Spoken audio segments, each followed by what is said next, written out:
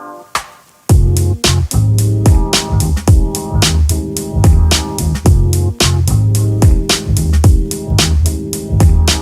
would like to show you guys how I customize Cinemas 4D interface to make my workflow more convenient and, what's more important, significantly faster.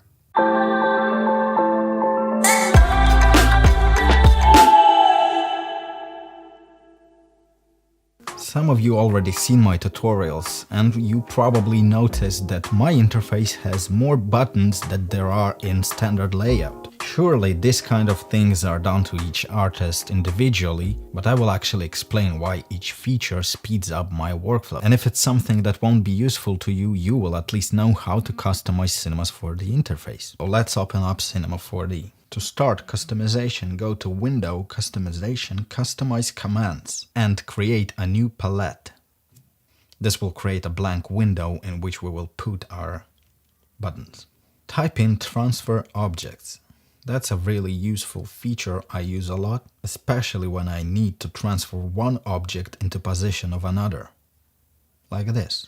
Next feature I use a lot is Center Axis 2. Sometimes object axes are offsetted. It happens particularly often when you're importing models from another 3D software. So this function centers axes so that it matches the geometry. Next option I use a lot is Scroll to First Active Object. When your object manager is overloaded with objects, it might become challenging to navigate.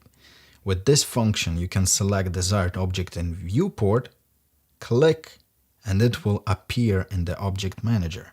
This is a lifesaver in a project that has like hundreds of elements in it. Next function I use a lot is called Reset PSR. And you might see me using it in my How to Add Objects to Your Footage tutorial. PSR stands for Position Scale Rotation, and this function resets all the values to 0.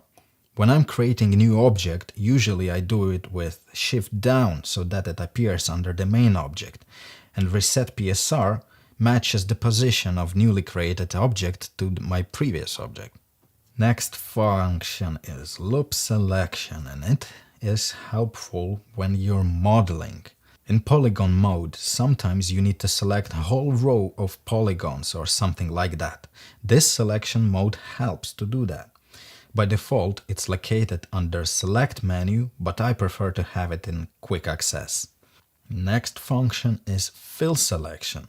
Another selection mode. I use it often when working with imported models. It selects polygons in same plane or group, and you don't have to individually click every polygon.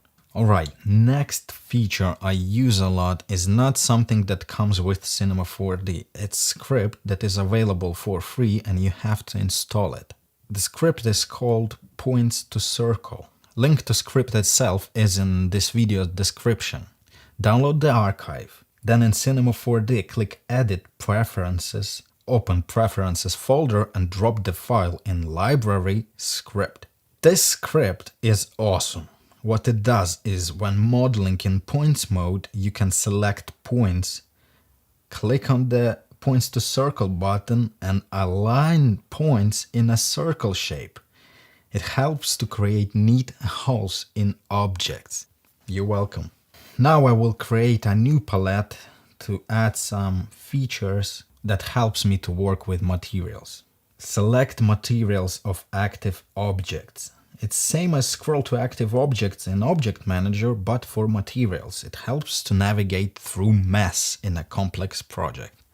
Another feature I use a lot is also not a part of Cinema 4D. I included a link, you can download it, and it's called Disable Enable Materials. This is a little free plugin that does exactly what it says. You can disable all materials to see clean mesh when modeling by one click. If you're modeling a lot, you know how handy it is. It works perfectly with Octane too, by the way. So I put these buttons up here. Enable and disable materials.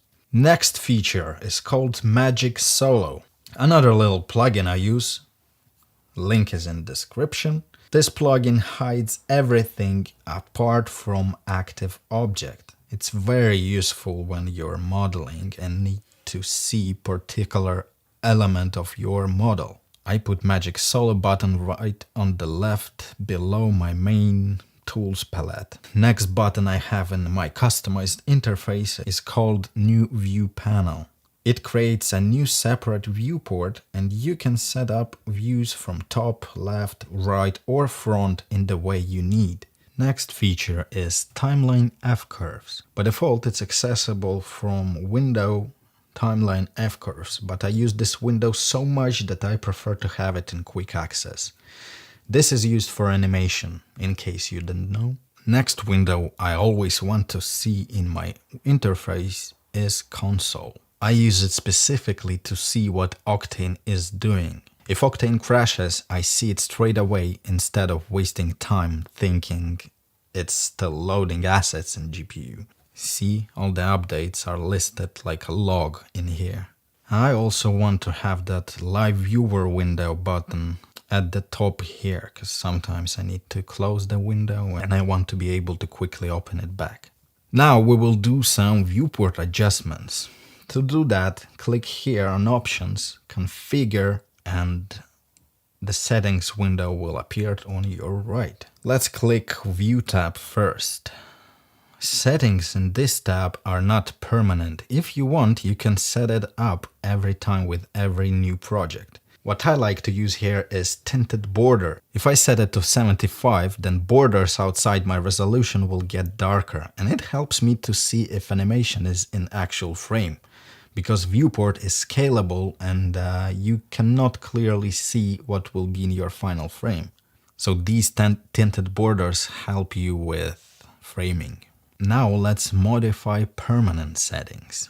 Go to HUD, or however it's pronounced. This tab allows you to enable additional handy notes in your viewport. I usually enable a bunch of stuff, but what I'll just say is that OpenGL statistics will help you to understand how loaded your scene is in terms of geometry.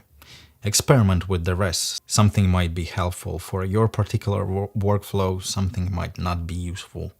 This is it for interface itself, but there's something else that will speed up your workflow significantly, and it's a hardware thing. This is not a sponsored video, this is something I use all the time and I can't imagine my life without it anymore.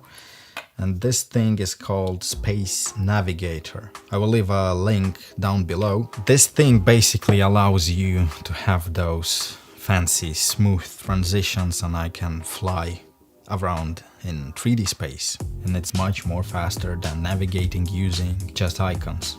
I must admit there was a learning curve, but it worth it. One little tip that helped me, I inverted all the axes in 3D connection settings. I hope that now you will be able to create best artworks in the world faster. Thanks for watching.